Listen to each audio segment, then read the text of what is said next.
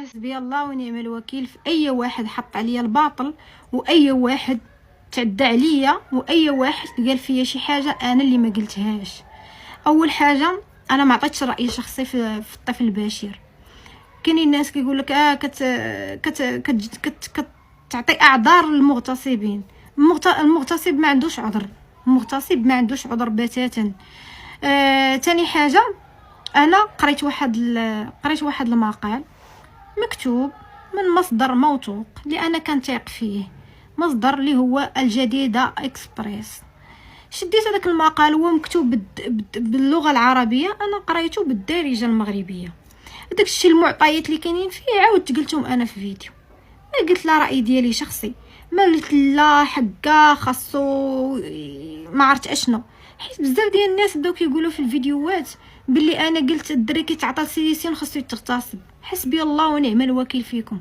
حاشا ولله باش نوصل لهاد المرحله ديال الوحشيه ونقول في الدري هاد الهضره.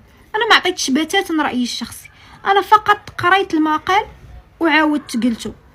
ولا عندكم شي مشكل سيروا شوفوا منين خديت انا المصدر، حيت انا منين خديت المصدر راه حطيته لكم حطيت لكم السكرينات ديالو. والناس ماشي كيقلبوا على الحقيقه، لا، خاصهم يهاجموا باش يطلعوا التفاعل، حيت اللي بغى يقلب على الحقيقه راه شافني حطيت المصدر وغيقول راه خدات المصادر من ديك البلاصه. لا، هما ما كيقولوش هذا الشيء، ما شافوش المصدر من اللي حطيت انا، وانني راه خديته من عند فلان وحطيت الجريده وكل شيء. لا، قال لك هذا الشيء منين جابته خاصها مساءله قانونيه، اذا هي كتعرف شي حوايج اللي خطيرين ناناني وكثرتوا الهضره. وانا بحالي بحال كاع الناس ملي قريت 14 شخص تعداو على طفل، راه اقسم بالله العلي العظيم ما داني النعاس. راه طلع الصباح وانا باقا كنخمم كيفاش 14، واش حنايا في شي بلاصه متوحشه حتى لهاد الدرجه اللي 14 غيتناوبوا على الطفل. ما جانيش النعاس.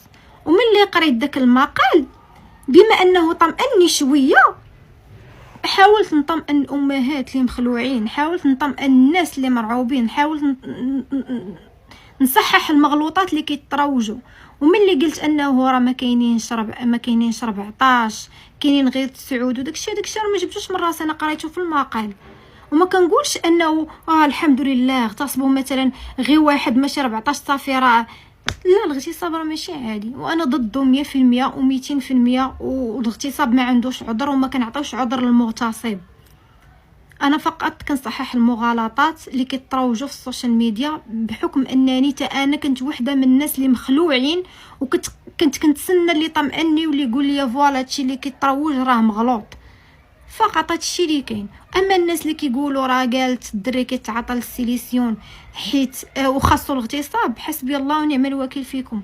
انا ماشي حيوان اللي غنقول هاد الهضره، وهاد الهضره انا ما قلتهاش ومستحيل نقولها.